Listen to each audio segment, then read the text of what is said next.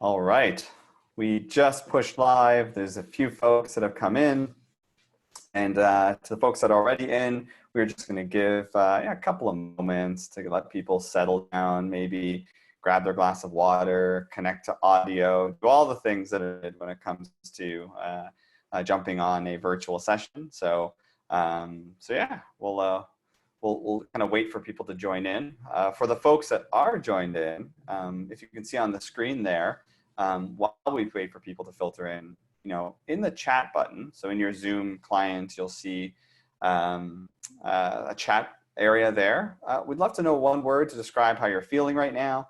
And second, what you might be binge watching on any of the wonderful things that are saving our humanity as we go into this isolation world. So if you can find it in the chat, it'd be nice to just get some interaction going before we get started and while some people are filtering in the next minute or two. We got Jesse is super excited. Let's do this. Energized and Hollywood.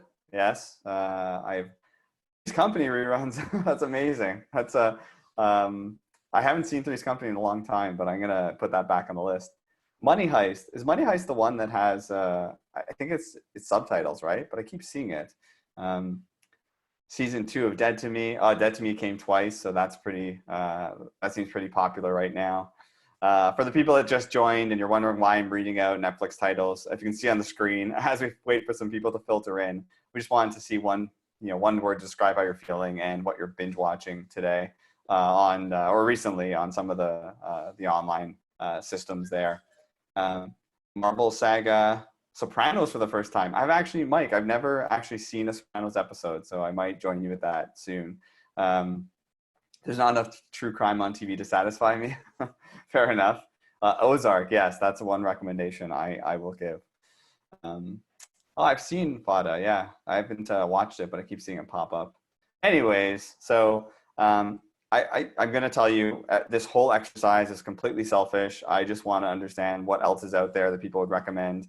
But no, I'm hoping people do get some good recommendations as well. And it sounds like some people are feeling hopeful and curious and excited and energized today. So really excited to have everyone here.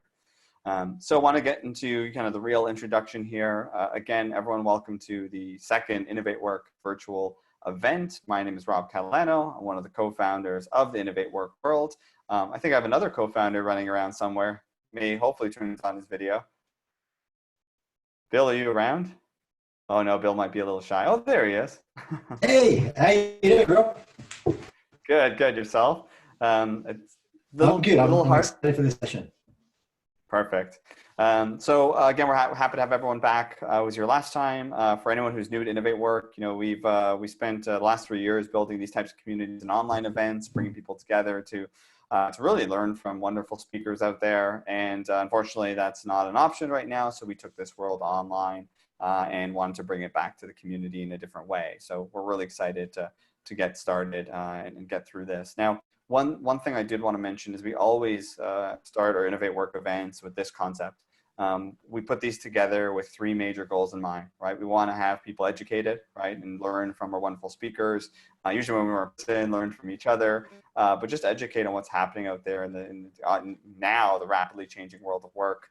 We want to engage with each other on the chat, engage with the speakers with Q&A, and we're going to do that as well. But also the real goal is to be inspired, right? Is there a way that we can inspire to do something differently in our personal lives, in our work lives, based on some of the things we're hearing today? We're all heads down, busy, running around, trying to figure out, whether it's our own business or our employees, and it's nice to come up for air, attentive on something new and new that's out there, and again, try to learn something and be inspired to make change in our own worlds. So that being said, what we're going to do today from an agenda perspective is we're just, we're going to get through the introduction here really, really quickly. We're going to have 4 fantastic HR Passion Series speakers. I'm very excited to hear what they have to say. It is not easy to come up and do a talk like this, especially when you're on video and you can't see how other people are reacting, but we're really appreciative for them to donate their time today. And then what we want to do is make it a little interactive, right? So we want to have some question and answers as well.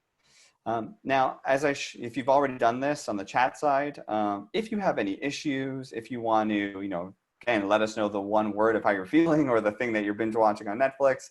Feel free to use the chat.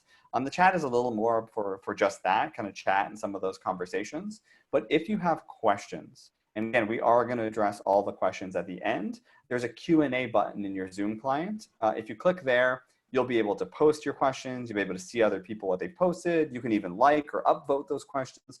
And the idea is, as we're going through the 4 talks, definitely ask those questions there. You know, they'll be there and we'll address them later with the speakers. So again, wanting to be as interactive as possible and hoping that everyone that's here is you know, kind of fully here and paying attention and participating as well. So one other thing, just a bit of advice, you know, Colin and Dean didn't know I took this screenshot when we were practicing earlier, but if you are watching this and you're seeing a number of boxes on your right-hand side there, you know, you might see black boxes, you might see people's names, you might see screens. If that's distracting to you, what you can do is while a speaker is talking, at the top right-hand corner, if you actually, you know, get your mouse over that, you'll see something called a speaker view. And what that will do is actually eliminate all the other folks and you'll be able to see just the speaker so you can, it's easier to pay attention. So, you know, your call, you can use what you like. It's a gallery view or speaker view, but we found when we gave that advice at the last session, people really had, really enjoyed that to make sure they're focusing on the speakers that we have. I want to just pass to Bill to see if there's any last comments on, you know, on the event today or some of our speakers, some of our sponsors and how we are able to put these things on. Yeah, any last things, Bill, before we get into our speakers?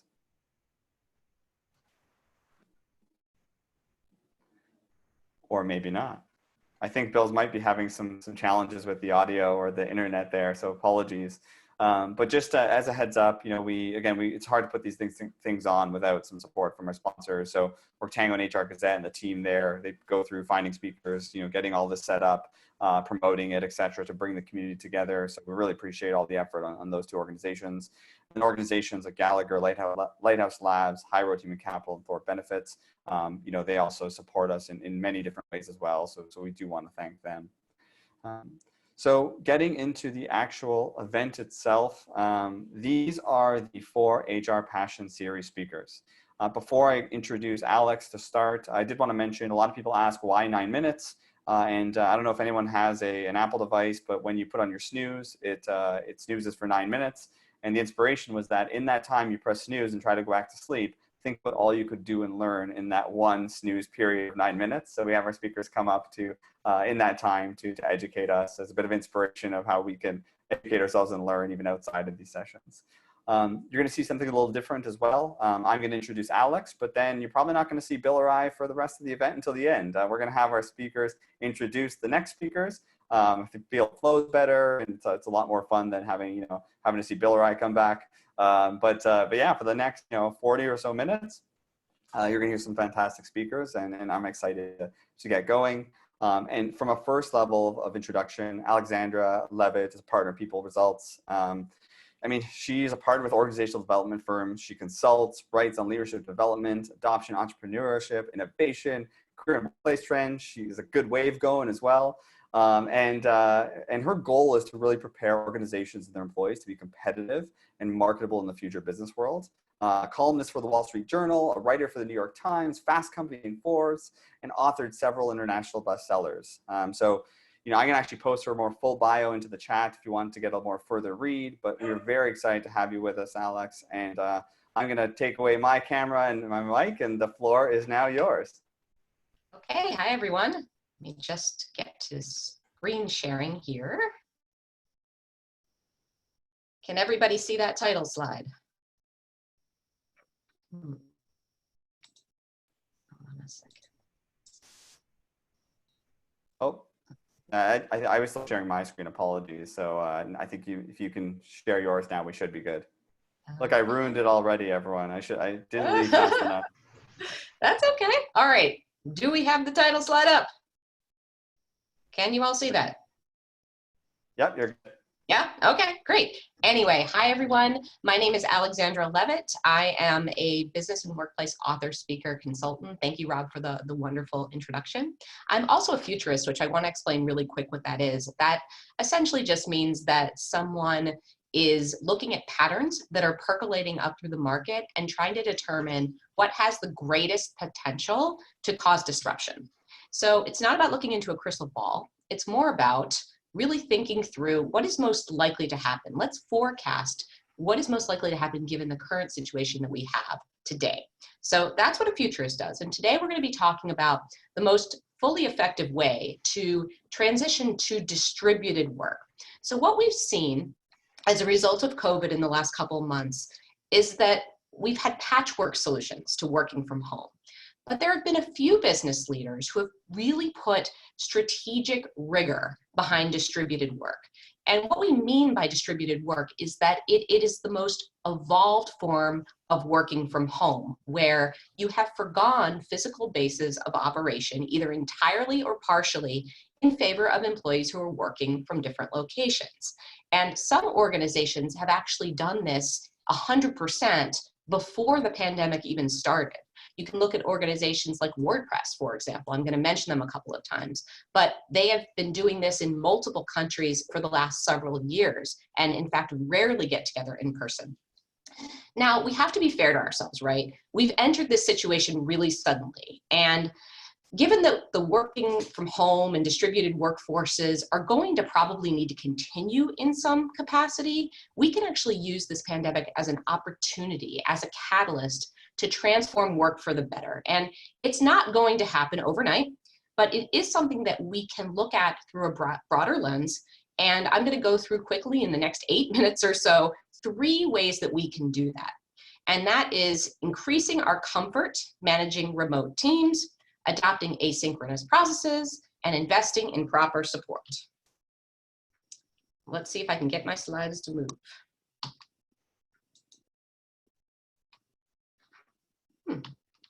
There we go. Like my cube slides there. All right, so first of all, managing remote teams, getting comfortable doing this. So to fully realize the benefit of distributed work, business owners and leaders have to get away from this preference that we all have for employees working on site, using company space and equipment at scheduled times. Now, in a situation like this, if you allow, like, let's say working from home only in an emergency, you'll lack the necessary infrastructure to fully support distributed work. And then when people do have to work from home, it's clunky, it's slow. We saw a lot of this happen when we tried to slap things up online as a result of the pandemic. So being comfortable with distributed work requires trusting your people. And you can cultivate trust by stepping up communication with people, letting them know that you support them, and giving them the freedom to do their jobs in a way that is most effective and appropriate for them. And that's going to differ on an individual basis. You can also boost your comfort level by tracking the productivity of people working from home during the pandemic. Now, this is a little controversial, so I do want to add a caveat. You don't have to use software to record people's every keystroke or micromanage daily tasks. It's more about making sure that your work from home employees are achieving their goals as efficiently at home as they did in the office. So you want to look at it from a bigger picture standpoint, but that will help you make the business case for what you need to do when the pandemic is over. And then when it comes time to ease restrictions, seeking employee feedback is really important. You want to be asking people about an on-site schedule that makes sense. You can use a survey tool, you can use individual interviews, and collect this information on a broad scale. And when you do this, you may find that some people are comfortable returning to the workplace, other people are not as comfortable. And this will really guide your decision related to how fully distributed your post-COVID organization can be.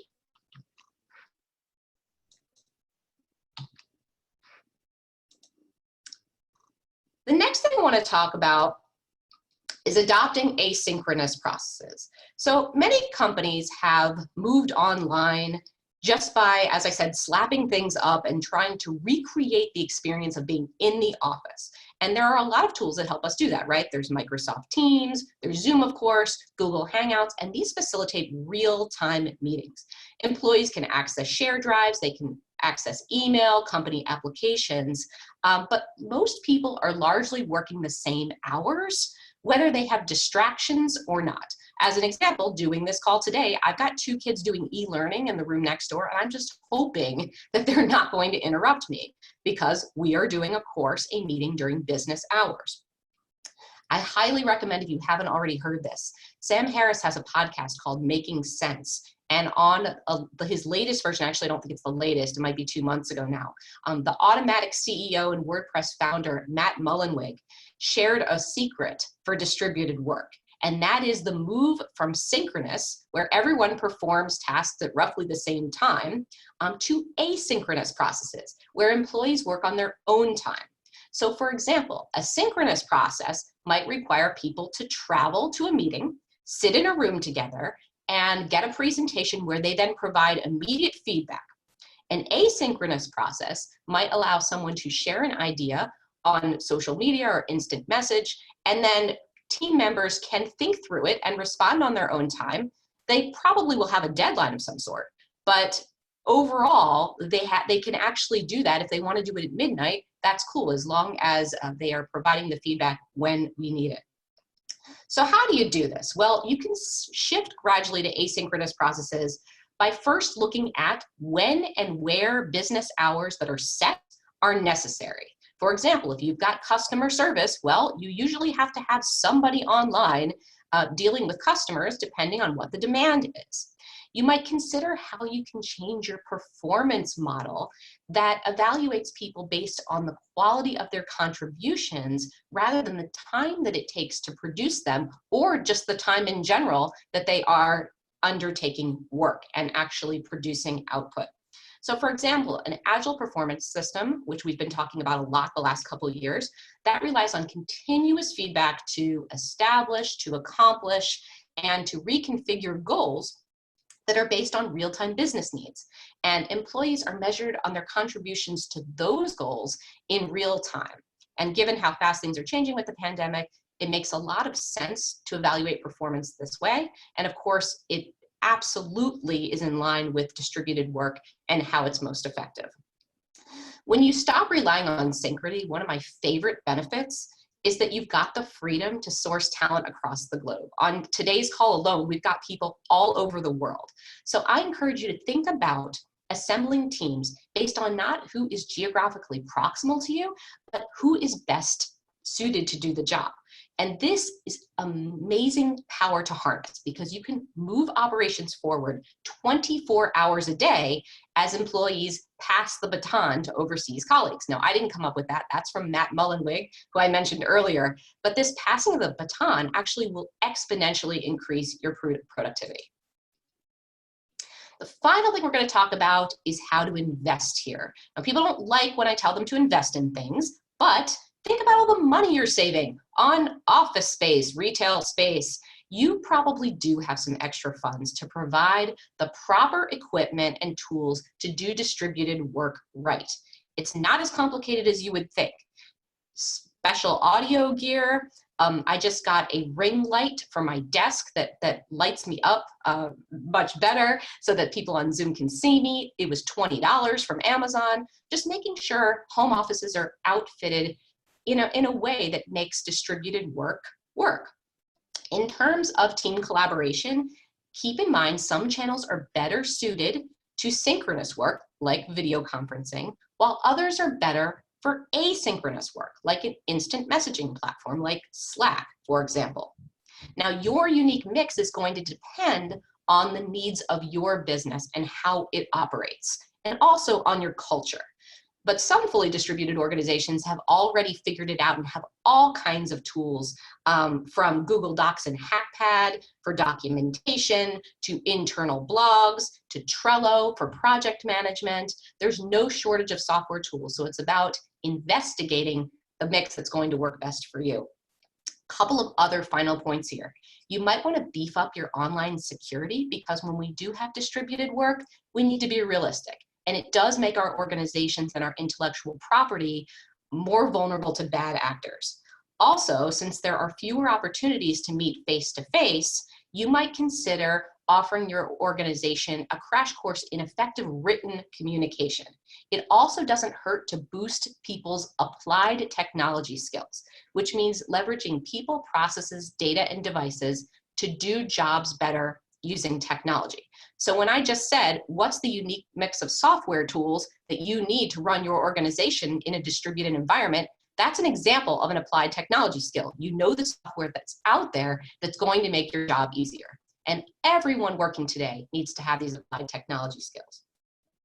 And finally, to maintain the necessary rapport and build that rewarding culture that we're always after, teams have to start making the most of those rare in-person gatherings once it's safe to do so. So I encourage now, if you're a leader, allocate funds for a future day of bonding at a fun, a memorable location. And in the meantime, while we can't do that, informal virtual activities like Zoom happy hours are a great start. Just make sure you're getting people together to talk about Netflix, as we did in the beginning, because you still want to continue to build that culture.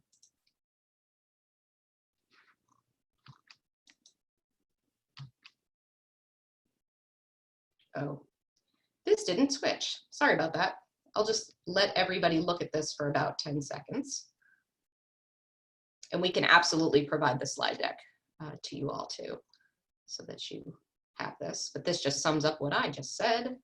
And then finally, we are at the close. So if you were looking for more information on distributed work, I've got a podcast called Workforce 2030. You are welcome to check out. Also, the book Humanity Works has a nice section on it. Here's all my contact information. But really, I just would emphasize that getting comfortable with distributed work, this is a great opportunity to do that. And the pandemic is a fantastic way to experiment with new ways of managing remote teams, adopting these asynchronous processes, and investing in the proper resources and support. Thanks, everyone. All right, it is now time to introduce Colin. So I am going to stop sharing my screen, if I can. Okay. And now I am thrilled to introduce our next speaker, Colin De France. He is the founder at mindfulbreath.ca. He has a bachelor's degree in microbiology. He minored in food science and nutrition. And I find that fascinating for someone who then later went into mindfulness, and that's why I'm saying it, because it's an interesting little tidbit. He spent the first 25 years of his career as a consultant, as an entrepreneur, and a business owner in the food industry. And about 15 years ago, he began his journey of self-discovery with an exploration of the practices of meditation and yoga. And he has advanced certificates in classical yoga and meditation. He is certified in Thai yoga massage, which I would love to take advantage of personally. And he teaches mindfulness in workshops for both large and small companies, and as well as running some great programs for underprivileged youth in his community. And never has mindfulness been more important than during a pandemic. So it is my absolute pleasure to introduce Colin. Colin, welcome. Thanks, Alex. Thanks for the introduction. I'm grateful and honored to be able to participate in this Innovate Work event today. I have to admit, before I start with the presentation, usually when I start a live mindfulness event, I always ask the audience a few questions and a show of hands. But obviously, given our virtual event here today, that's a little bit challenging. So what I'm going to do instead is just ask these questions and allow you to think through them yourself and share what some of the typical responses would be. So normally, if I ask the audience how many of you have actually or are aware of what mindfulness is, about 50% of you will raise your hands. And if I ask how many of you actually practice mindfulness to some degree on a regular basis, that number will drop to only about 5%. And so what I want you to do is just hold that thought for a moment. I'm going to share my screen, and we're going to start off with the presentation. And where are we here? All right, we're online. Good. So in a report published by the American Psychiatric Association in May 2018, they found that levels of anxiety in American adults were found to have sharply increased over the previous 2 years. And between 2017 and 2018 alone, the APA noted a 5% increase in anxious behaviors. And it was those particularly related to health, safety, and finances that were most prominent. Now, that was 2 years ago. And given the current situation with COVID-19, I'm actually trying to switch our screen here and I don't see it happening. There we go. Given the current situation with COVID-19 sweeping across the planet, it's even more important that we learn to harness our thoughts and emotions and not allow them to run out of control. So let me explain. Here is a picture of, these are a few Ontario healthcare workers. And some of you viewing this image, for example, may find yourselves a little emotionally triggered.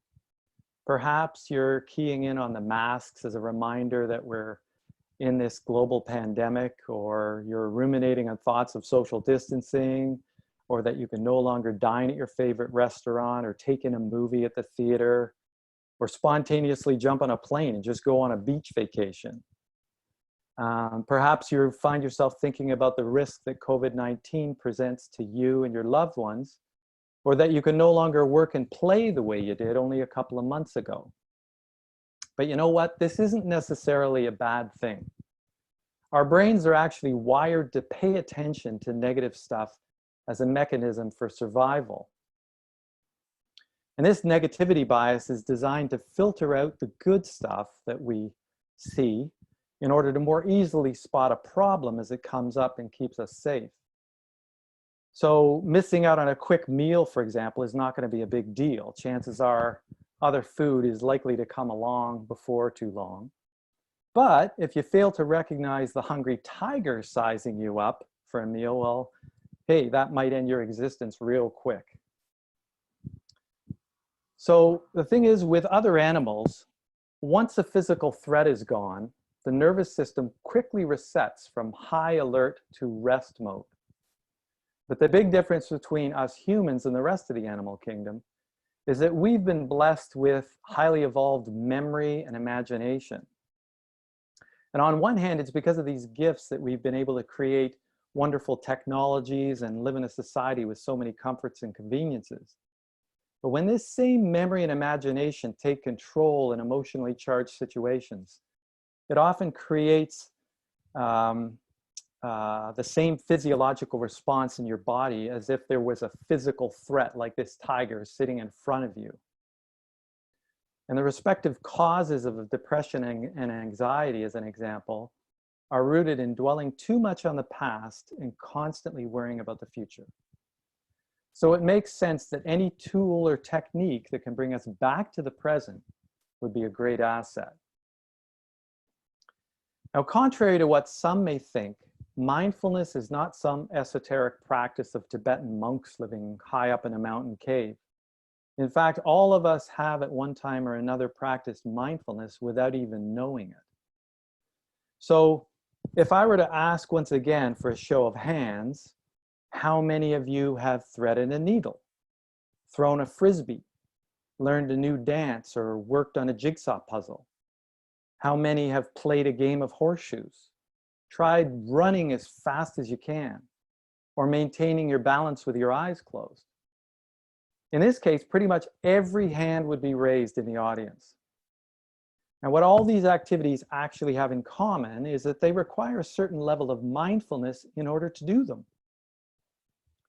Now, looking further, you may have realized that most of these examples I've given involve some form of play. Play is a powerful tool for bringing more joy into your life, and dare I say, something we all need more of these days. If you think about it, you probably know someone who is a master at living in the moment. And you may even have one or two of them running around in your house right now. Kids, watch very young children at play if you want to get a lesson at how to live in the moment. They know how to do it. John Kabat-Zinn, who's largely responsible for bringing mindfulness into mainstream medicine in the late 80s, he defines mindfulness as an awareness that results from paying attention on purpose in the present moment and non-judgmentally. But more simply, you can look at mindfulness as just being present. In practice, mindfulness promotes well-being, emotional resilience, focus, and mental clarity. And research shows it can relieve feelings of depression and anxiety. So then you may think to yourself, how do we start? How can we be more mindful, be more present when the world around us seems to be revolving in utter chaos? Well, the first thing we do when we're born is actually inhale. And the last thing we'll do when we die is exhale. And by its very nature, the breath only exists in the present moment. So if the goal is to become more rooted in what's happening to you here and now, then it makes sense that bringing awareness to the simple act of breathing is a great way to become more present. And for this reason, breath awareness has always been a key part of many mindfulness practices. You consider the breath as your anchor in the present moment. And the good news, you're already doing it. So now let's give it a try with some basic practices, starting with a simple mindful breath. Now this is something that you can do anytime, anywhere, or you can do it as a dedicated practice in the morning or the evening. A mindful breath can be as simple as taking a few slow, deep inhales and exhales, closing your eyes, perhaps even trying it now, taking a nice long, slow inhale, feeling the sensation of the breath as you do, and then through the nose, taking a nice, long, slow exhale.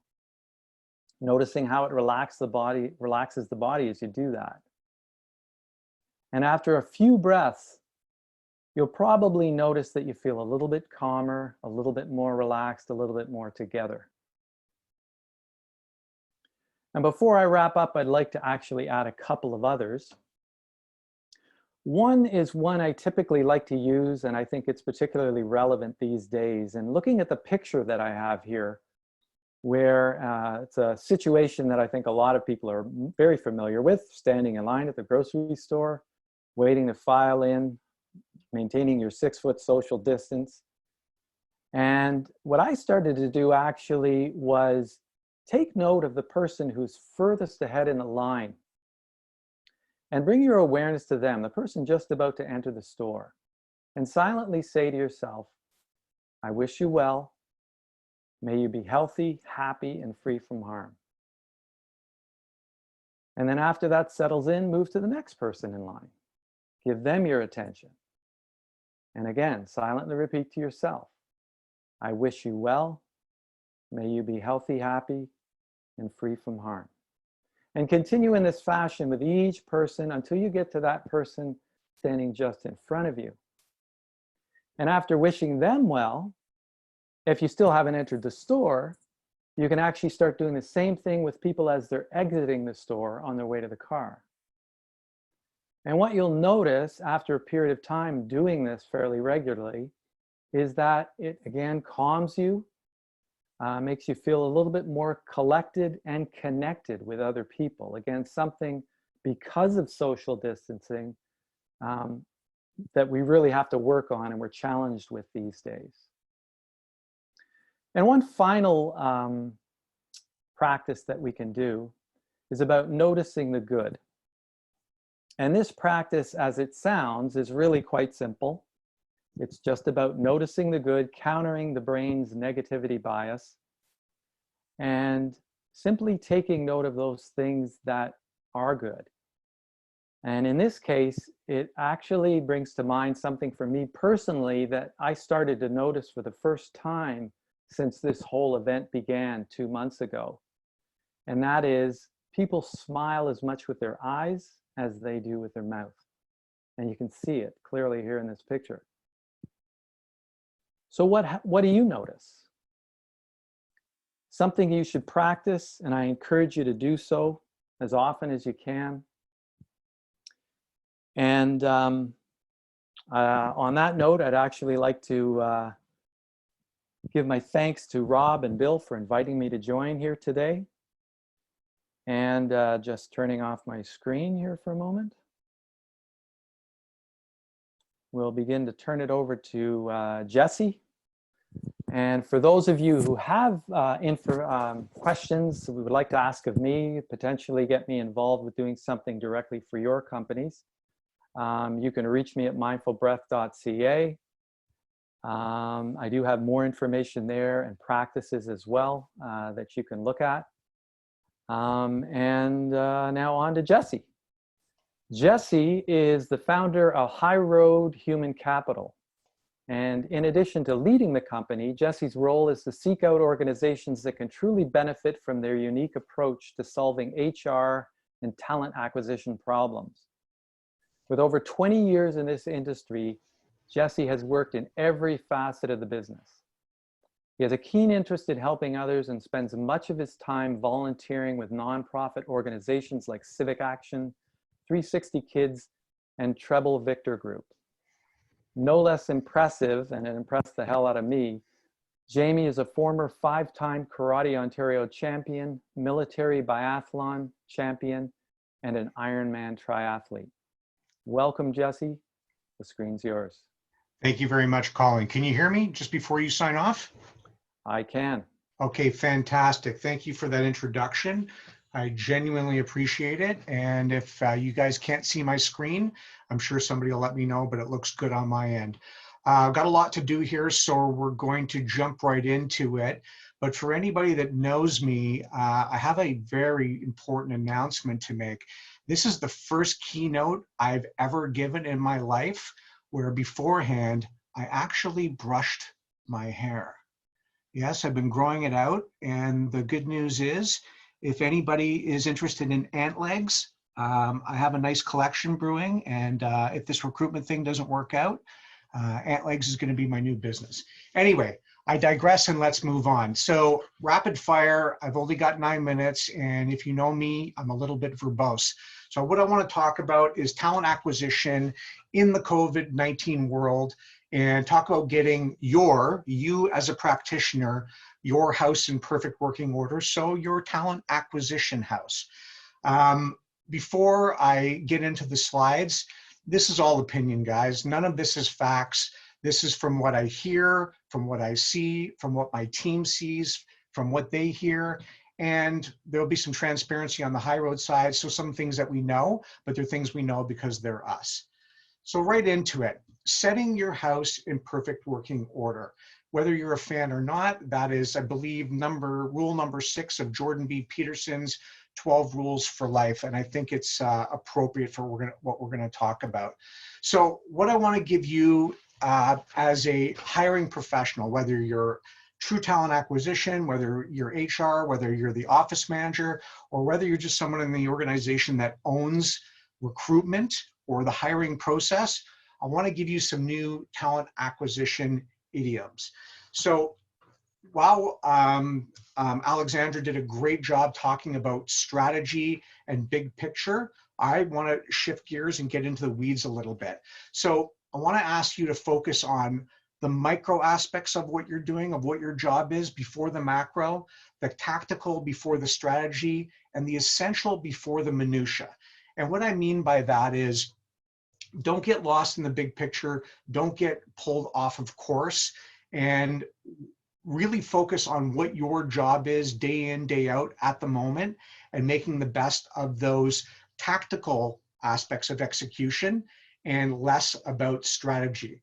A perfect example of that would be, and if you've absorbed any of my content, even if you've attended any InnovateWork seminars, you've probably heard me scream about screening, dispositioning, and closing out all of your resumes, also known as applicants, right? So that's the tactical, making sure that all gets done. So, you know, in this day and age where a lot of requisitions might have been shut down, you need to go back in there and make sure that all of those candidates are declined. You need to screen all of those resumes. And in doing that, what you're going to actually do is you're going to come across a lot that are non-applicable and are not right for your opportunity, but you're going to find some resumes and some applicants that are great and they're gold. Put those apart, okay? Put those in a hopper. Make a talent pool out of them. You can do it in your applicant tracking system, and if you don't, you have no excuse. You can do it in an Excel sheet. You can do it in a Manila file folder if you need to. So there's no excuse there. Screen all those applicants out, develop a talent pool therein. And once you've got that done, if your organization is big enough, you're gonna have, and you have normal attrition, you know what the usual suspect roles are in your organization. The roles that come up time in, time out. Finance manager, sales manager, procurement manager, payroll administrator. So you know those are going to come eventually. So if you've got some time on your hands and you want to be really tactical, do some passive sourcing. Build a phenomenal LinkedIn project proactively, and it's sitting there, it's ready to go. And when those roles come up, when we get out of this COVID thing, or even maybe before, if you're lucky enough, hit send. It's already built, it's ready to go out there, hashtag hit send. And more on the strategic side, but still in the micro, get consultative. You know, now you have time to reach out to your hiring managers over a format like this. And let's remember, we just came out of a really phenomenal financial market, which in this case equated to a really great job market. And when we have a really busy, robust job market and we're trying to get bums in seats, sometimes we skirt the process. Sometimes we cut corners. So you need to go back to those hiring managers and say, listen, I know we were running when we should have been jogging on those last 10 roles we did, but we need to do it right. Our brand is essential to it. So let's renew our service level agreements between you and me, recruiter, hiring manager, so that when we are running at full speed, we're doing it with the best process underneath us. Intake sessions, I memed on it earlier in the week, and what I mean by that, for anybody that doesn't know what that is, a recruiter or a hiring professional going into a hiring manager and setting the baseline for what that role is going to be. And I've said it before and I'll say it again, you need to be consultative, you need to probe. If you walk in to a intake session with a job description or a job posting, let's say it has 10 points on it, and you walk out with the exact same 10 points, you have failed. You have failed yourself as a recruiter, you have failed your organization, your employment brand, the hiring manager, and the candidates, okay? So get your intake sessions tight. This is a great time to do it, and it also creates really phenomenal trust and understanding with the hiring manager. And I talked about it before, SLA, recruitment process. Things have changed in the COVID world. You're not coordinating face-to-face interviews anymore, for an example. You're coordinating them for Zoom or Skype or what have you. So adjust your process to match a COVID world. Boy, I really got to get moving. Okay, who needs your support the most? I'll go through this really quickly. It's the candidate and the hiring manager. If you're a hiring professional, these are the people that need your support. The candidate, whether you think it or not, in the first 30 days of their hire, post-recruitment, you have the best relationship. So use that to your advantage, advance your employment brand, and be reaching out to that candidate, that employee now, the new employee, even when they're in the seat. What do you need? What are you not getting? Are the realities of what you've walked into and what you've sat down into, are they meeting your expectations? If they are, if they're not, regardless, how can I help?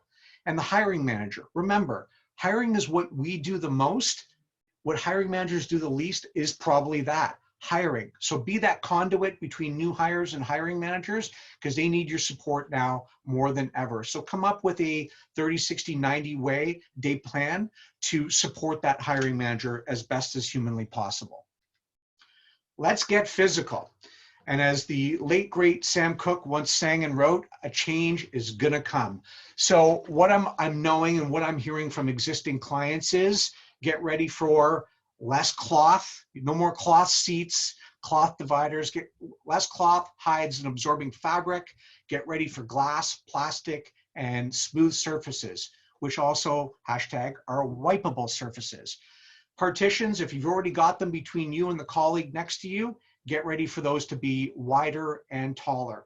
And things you can say goodbye to, and I can say this with reasonable confidence, some organizations, they've really got you packed in there. And one of the trends I've seen over the last 5 years is those long white benches, you know, where there's sales and CSRs packed in, not even dividers between them. Say goodbye to those. And even where there are dividers, expect not every seat, but every other seat. And one of our clients has a pretty large call center, and they're actually not even going every other seat, it's every other seat and every other floor. Where a team once sat on one floor, now they're sitting on two, and they're sitting on three. Job fairs, group orientations, they're already moving online. You've seen that. And what will become of campus recruitment? I don't know, but it's going to change significantly. So we need to start thinking about that.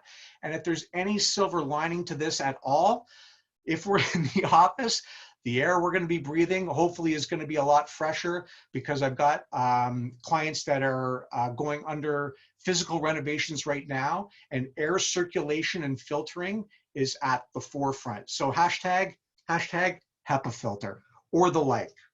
Last slide, and I'm just over time. So these are facts. These are some things that we've seen in our practice and with our clients. So at the moment, recruitment, if you're doing a good amount of it, you now have the opportunity to be even a bigger profit center than you have been previous to this. And what I mean by that is we're spending, at least High Road is, and on behalf of our clients we're spending a lot less money than we had to pre-COVID.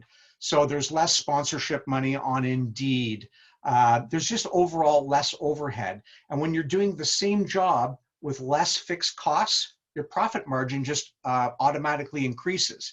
So High Road has felt it directly. So in April, High Road's fixed overhead dropped 68%. Interestingly enough, business went down with it, almost the exact same amount. So you might be interested to know, what is a third-party staffing vendor doing out there? Well, in February over March, we dropped 11%. In March over April, we dropped an additional 55%. So our overhead is down 68%, but our revenue is also down in the mid 60s.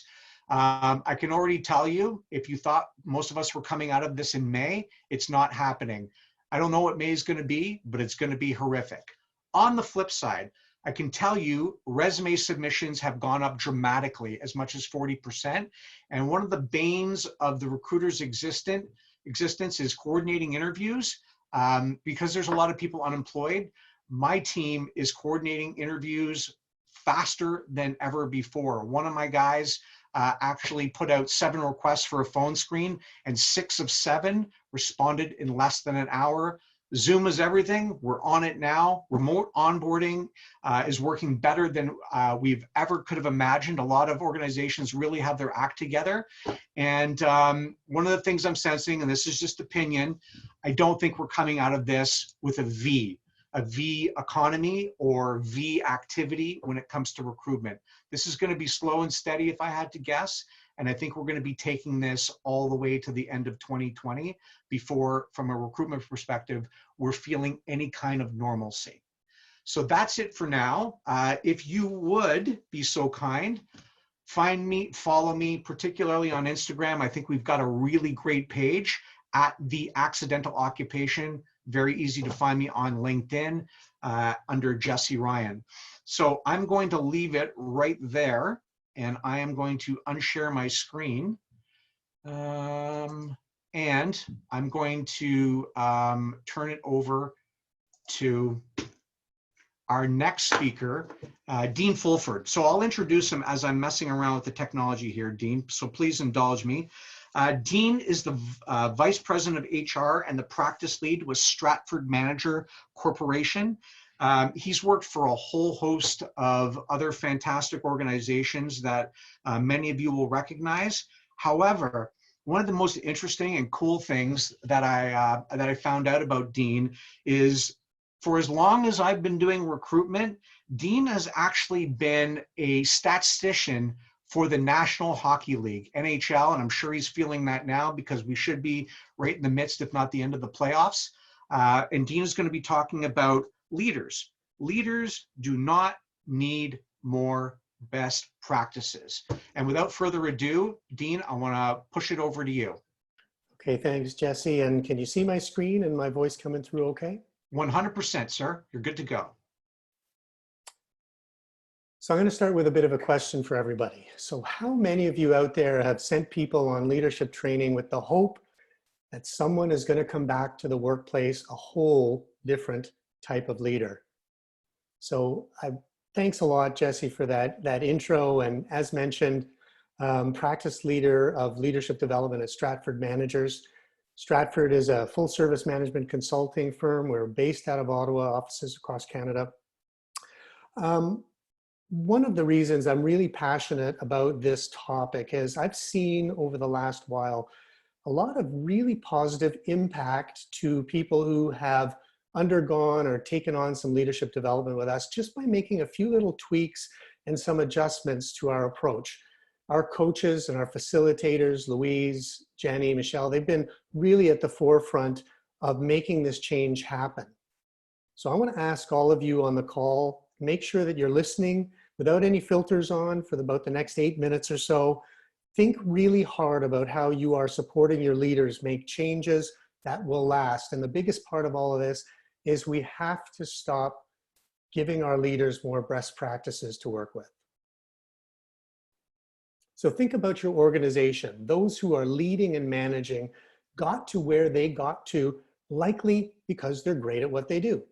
They're great people to take action. They solve problems. In fact, they have trouble sitting on the sidelines if there's a problem to be solved. That's their level of comfort.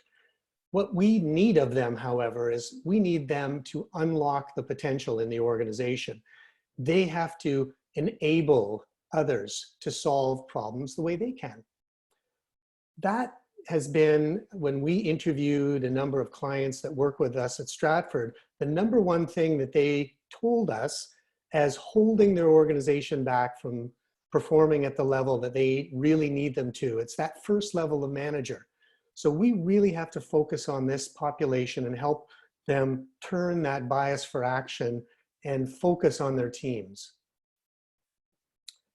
So often this is where we step in, right? Managers, they're overloaded, teams are unhappy, they're not empowered. So we give them training, right? We throw how to listen, how to give feedback, conflict resolution. We're throwing great learning and all of the money, the time, and that resource at those little challenges. And our intentions are great, right? A lot of that training sticks, but people walk away from that seminar or workshop, this big new binder, and it starts in the middle of the desk and it moves to the side and it moves to the back.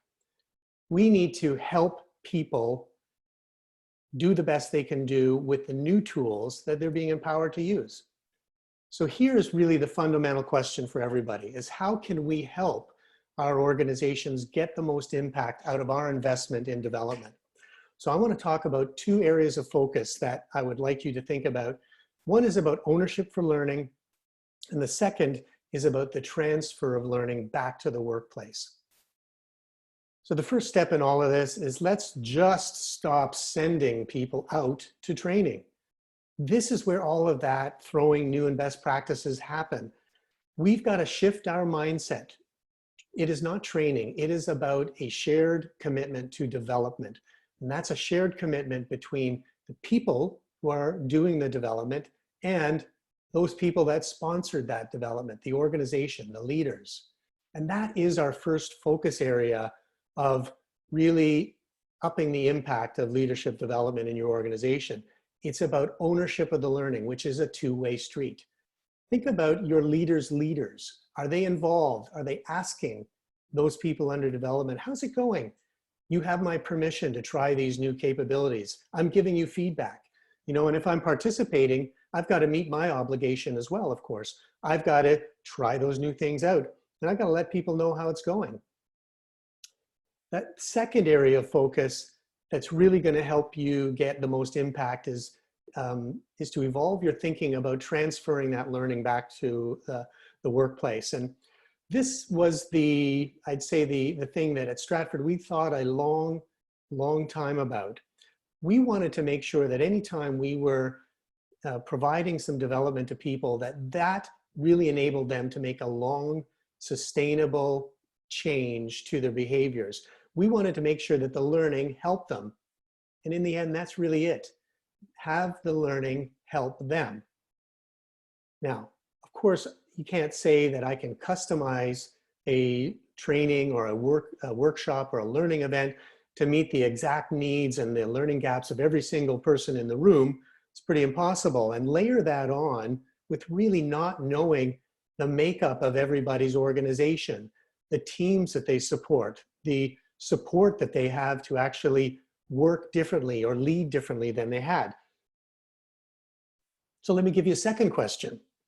How about if you were just given approval to go on the best leadership development program around? But before you went, you actually had time to sit back and think about how that new learning was going to impact you and the team that you lead. So that's exactly what we did, is we built in the opportunity for people before they embarked on some development to have some time to think about how they were going to use that learning. And we found some really great results. So when we were giving people an opportunity to describe how this learning was going to impact them and their teams prior to them starting the program, when we measured their confidence at the end of those programs, you can see here that their confidence to meet the needs of their role and the expectations of their organization improved by 20% over a very short time span, 4 or 5 months. So it's really, really impactful for them to have an opportunity to determine what success looks like to them. Now, the second most important thing when you are building a leadership development program, of course, this probably makes a lot of sense. You have to build an environment that allows people to learn and practice those new leadership skills in a safe manner. And of course, step it up, head back to the real world, try them out try those new skills out afterwards. But this is the next bullet here, is really where you can make a big change on the impact of the transfer of learning to the workplace. Add some time into your programs to self-reflect. I mean, it sounds easy, but it's not, right? I want to turn to a couple of key HBR studies here that really underscore this importance. One study that they did was they found that when employees were given just 15 minutes a day to reflect on what they had learned that day, their performance increased by 20% when compared to those who just worked for the day. And get this, leadership development around coaching of managers. So people managers, if they went into a leadership program that gave them time to reflect upon what they had learned and what they've tried, their performance improved by 30% in just 15 weeks. So we do this in every program that we have at Stratford. We include what we call coaching circles, and that's really where we bring a subset of people who are a part of the development, are able to get together and talk about what they've learned, what they've tried, what kind of support they need to be successful. And we found that to be a really great way where our coaches can really drive both the ownership and the accountability. So to all the leaders on this call, it is your job to stop throwing best practices at people who work in your organization. We know new learning is great, information is invaluable, but how every person interprets this and puts it into practice is where the uniqueness of people and their leadership comes into place. We need you to provide the support so that these kind of changes that people are embarking on when they do development are sustainable and make for the long-term benefit of the organization. So what are you going to do after this session today to make sure that your leaders are implementing capabilities in an authentic manner. I challenge you now to go back to all of the leadership development happening in your organization and make sure that you have self-reflection built into that program. What's learned? How am I going to use it? How will I know I'm successful?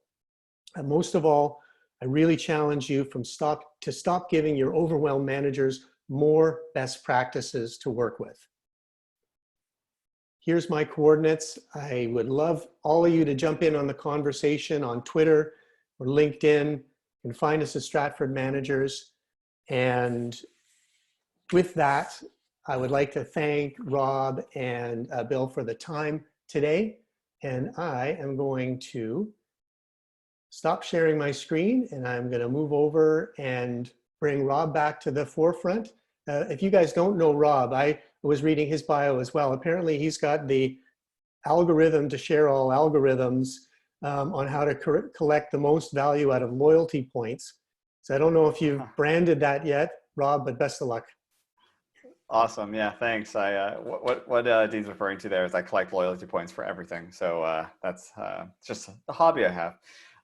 So first things first, just a big thank you to the 4 speakers. It was really great takeaways. I mean, from Alex, love the pass the baton geographically. Like, we don't even think about that because we're so in our world. You know, Colin, I mean, I just felt better after that breath, but just that concept around the recognition of the gratitude in line. I spent 10 years helping companies build recognition programs, and just the value and intrinsic motivation that happens on the other person, let alone how good you feel giving gratitude. Yeah, I can definitely do that when I'm stuck in line somewhere.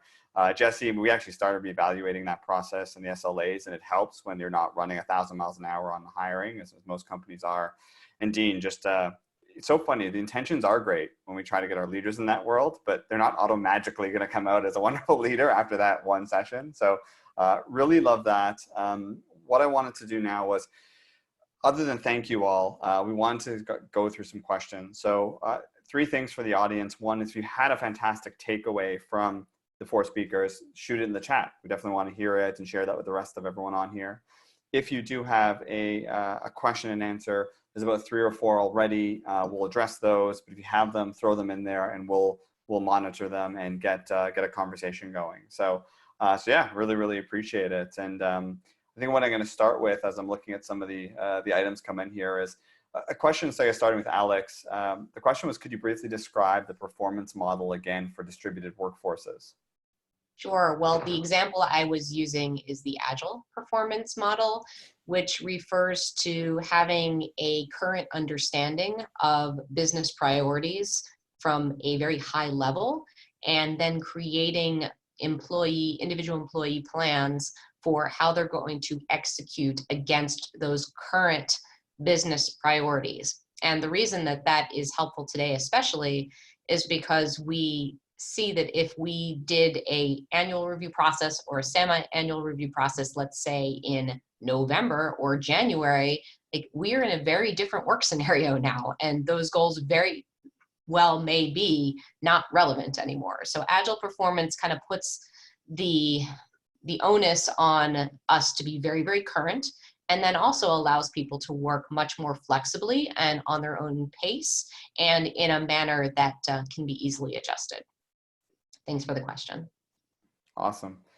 Another question that came in was specific for Colin, but if anyone has any other option or any thoughts, feel free to chime in. But Colin, do you have any quick tips for employees stressed out from this whole COVID-19 situation?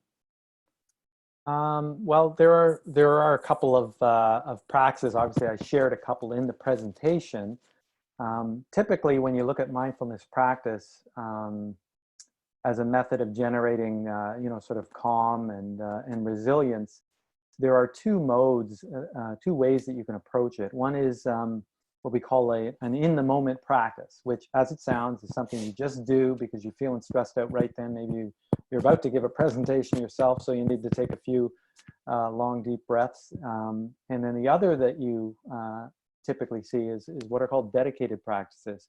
And a lot of people use the term meditation, for example. So I know there are a lot of people out there who have a regular meditation practice. They get up in the morning, it's part of their day, it's part of their routine. And when you do both a dedicated practice and you start to do this type of thing, it's kind of like working out. If you go to the gym once, it's not going to do much for you. In fact, it may actually feel worse after going to the gym and only doing it once. But when you start to do it repetitively after a week, 2, 3 weeks, you're going to start to see change, physical response in your body. In the case of the mindfulness practice and doing it in a dedicated way, it actually is like exercise for the mind, or what I like to call my daily mental floss, you know, so that it's something that you do. And in combination with those in the moment practices, like standing in the line, doing the COVID shuffle, waiting to get into the store, noticing the other people in line, wishing them well, those two things in combination have like a synergistic effect. And over time, you will immediately start to feel a little more calm and collected. So, I mean, there's no one simple magic bullet. It's not like, okay, just do this and you're going to feel better. But there are things like simply paying attention to your breath. I mentioned about playing. You have young kids, watch them, learn from them, spend more time playing games. These types of things will, you know, in the near term as well as long term, have a tremendous benefit. Very cool. It's actually funny. I do a lot of talking on leadership training as well. And that idea is you don't just go to the gym once and come out completely ripped and strong. Like there is a bit of a muscle memory to it, just like you don't go to a training session and come out to be a fantastic leader, you know, auto-magically. So yeah, that was a really good point there. Actually, one other thing, I've been doing a lot of talks lately on this exact topic. And one thing, the question about, you know, any tips for employees stressed out, someone's just give them their space, like give them their hour, give them whatever they need to do to make sure that they have that space to try and de-stress at the end of the day. And sometimes just letting them know it's okay. I found it's worked really well in teams or organizations. Oh, nice. We got a couple of good questions coming in. So I'll keep going here. And at any time, any of the other speakers want to chime in and provide an answer, feel free to. But this one was directed to Jesse, and it said, are you saying that we don't need to do sponsored posts on Indeed, etc.? If so, why, and what risks for not? So I guess assuming that's around the, you know, kind of what you're doing today in terms of posting jobs online, correct? Yeah, and I'll just reiterate the response I gave online. I'm not saying that you don't need to sponsor, but by and large, most of us that are hiring less requisitions. So just by that, less requisitions that you would normally put pay-per-click dollars on within Indeed requires less budget. That said, if you were working on a full plate of requisitions, there are a lot more active candidates out there. And Indeed is a strategic channel partner of ours, and they probably won't appreciate me saying it, but I'm going to say it anyway because I say it to them all the time. You can get away with a lot less budget with Indeed than Indeed would like you to believe. So try it out. What I would say there's a lot more active candidates. So if you were used to putting up $10, just to use a round number, put up $2.50 and see how it works. You can always add more budget. But I think you'll find that 25% of your budget, in some cases, zero pay-per-click budget, are going to work equally as well in this current job climate. Let's put it that way. Great. I've never had a group of panelists be so on top of responding to the questions with typing. It's amazing. You guys are all over it. But another question came in, and it was directed to Alex. A typical work from home would be more productive, but due to COVID and kids schooling and others in the household, are the trends still showing this? And I know you typed out a quick answer, but maybe provide your thoughts. Sure. So this was from Vicky, and I tried to succinctly do it in the chat function. But to make a long story short, I don't know what the other panelists are seeing, but I am observing both from like just a light research perspective and an anecdotal perspective that productivity remains really high, despite the fact that a lot of people have very distracting circumstances with kids at home and having to run a household and pets and everything having to be done that would normally have to be done outside has to be done in the house now. So there's a lot going on in most people's lives, and yet productivity remains high. But what we are seeing is that people are working longer hours. for sure. And they're way more stressed out. So yes, they're more productive, but I personally don't believe this level of productivity is sustainable. And I think that work from home is still going to be a great option, but we do have to go back at some point to separating a little bit out the boundaries between personal and professional. And people are going to, hopefully as COVID becomes less of a crisis, people can get a little bit more of that balance back. I think right now it's just everyone's in survival mode, but I wouldn't like to see this go on more than a couple more months from a like workforce productivity or health perspective. Yeah. And Dean, you made a comment, and I think it might have been very similar in terms of the setting expectations, right? And I don't know if that was, in terms of, this performance, you can't go on forever, or this, this 24/7 online all the time work. Was that what you were referencing, or was something different?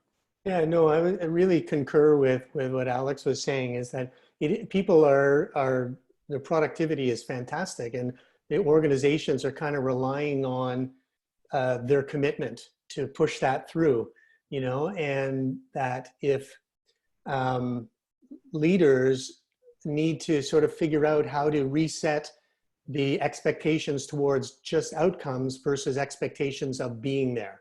And I think, Alex, you mentioned this, it's you kind of transition from being around the office to always being on your phone or being in front of your laptop at home and rushing around so that you can be perceived to always be there.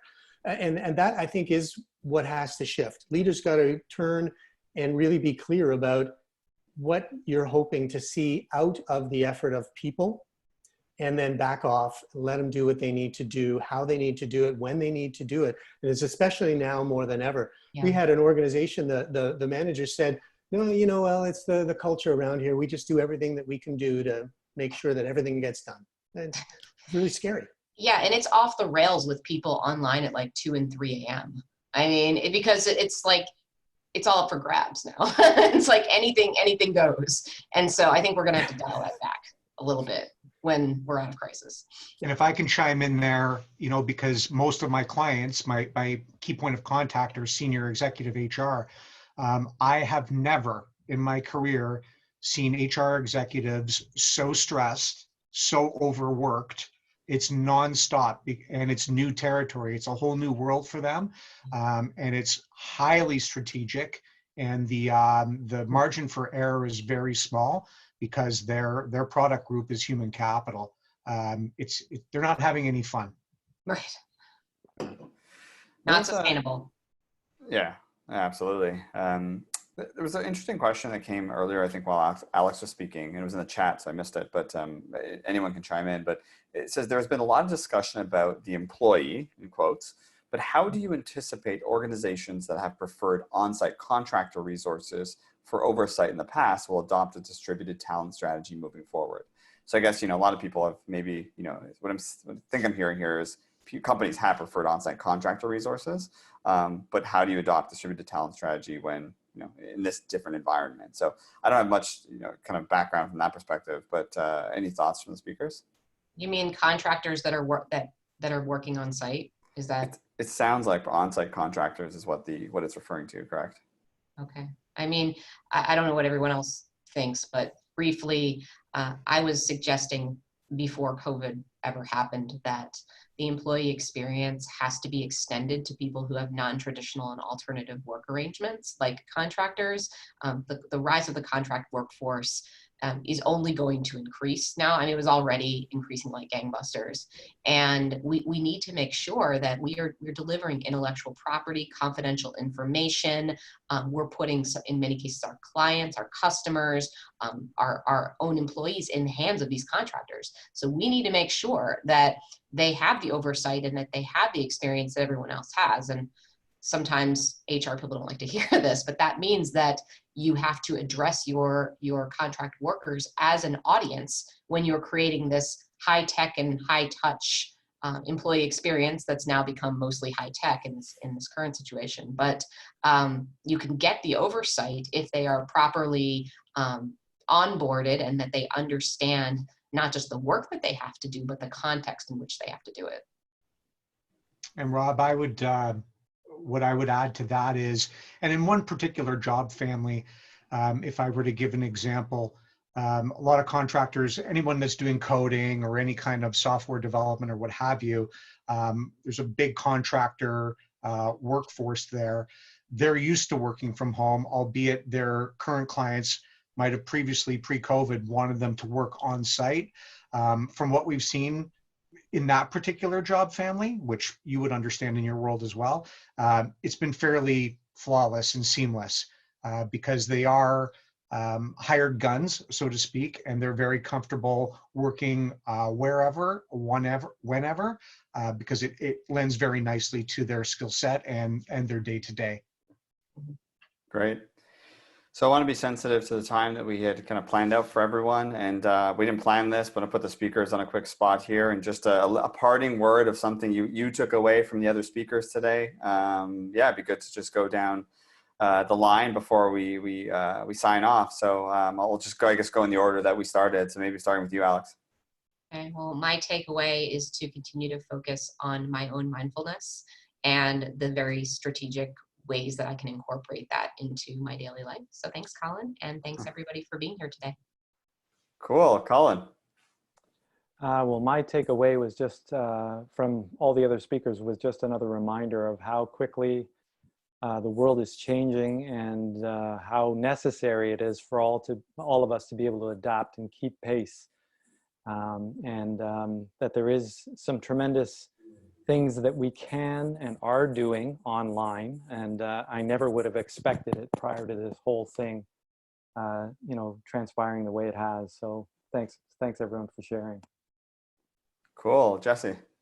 I think what resonated the most for me today was, I think it was Alex's second slide, last bullet, around the right person for the job. And now you genuinely and truly have a global talent pool, or in an enterprise organization perspective, a global employee pool. So it's twofold for us at High Road. Now I have access to potentially team members or new team members that bring things to the table that just aren't accessible in Canada. And from our clients, I'm looking forward to, Alexandra, to being able to clap back at my clients and say, listen, it doesn't have to be in Ontario. It doesn't have to be in the GTA anymore. Yeah. Now it's the world. Right, so, like you did it before, why do you need yeah, so I love being able to have anything to take excuses away from my clients, and you've given me a wonderful one. So thank you for that. Glad to hear it. Cool, and last, Dean. Yeah, so I can take two. So again, I thank Alex for reminding me that a distributed workforce is not your workforce at home. And it's great to keep that in mind as we help organizations be better and be more balanced. And second, thanks, Colin, for letting me know that I actually do know how to practice a little bit of mindfulness already.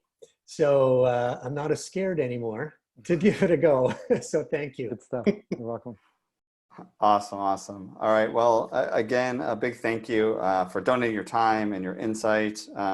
One of the things I keep learning is that when we bring the community together, we're not in it alone, right? We have these wonderful other people in our networks and these types of communities where we can learn from each other and get inspired to make change, again, personally or in your organizations. So with that, I wanted to kind of thank everyone. This is something we do every 2 weeks and in different time zones and things like that. And you'll see that on our site and in the follow-up email. Bill, I know you had some difficulties on the internet connection all the way in the UK over there. But any last words before we take off today? Yeah, sorry about earlier. I hope you can see and hear me now okay. I've got a bunch more questions for all of you, so I'll probably ask you all to do an interview with me in the coming weeks. I've been lucky enough to do interviews with Alex and with Jesse so far, so Dean and Colin, let's totally make that happen. I've got so many questions here for you for follow-up. But no, just to reiterate what Rob was saying just towards the end there, we do have a bunch more events coming up. We've got 2 more in May. We've got May 26th, and that's going to be West Coast focused. So that's going to be hosted by Lena and by Matt, who usually host our in-person Vancouver InnovateWork events. And Rob and I will be there too. And then on the 28th, we're doing our first Australian focused Innovate Work. So that's pretty exciting as well. But we don't get to go to Australia, today, unfortunately. we're not going? No, okay. But no, just to wrap up from my side, thank you again to the speakers and to the attendees for joining us today. Great. Have a great week, everyone, and stay safe. Take care. All right. Thanks Thanks, again. guys. All the best. Bye-bye. Thanks, everybody. Bye-bye.